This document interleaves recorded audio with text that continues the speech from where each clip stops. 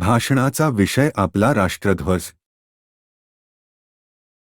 अध्यक्ष महाशय व पूज्य गुरुजन वर्ग व बालमित्रांनो, आज मी तुम्हास आपल्या राष्ट्रध्वजाविषयी 4 शब्द सांगणार आहे। ते तुम्ही शांतपणे ऐकून घ्यावेत ही नम्र विनंती। आपल्या देशाचा राष्ट्रध्वज तिरंगी आहे, म्हणजेच त्यामध्ये 3 रंग आहेत।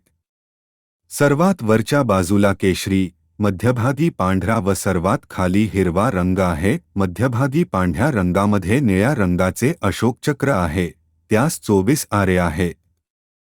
केशरी रंग त्यागाचे प्रतीक आहे, पांढरा रंग शांततेचे प्रतीक आहे, तर हिरवा रंग समृद्धीचे प्रतीक आहे। ध्वज फडकताच आपण सर्वजण ध्वजाला सलामी देऊन मान राखतो।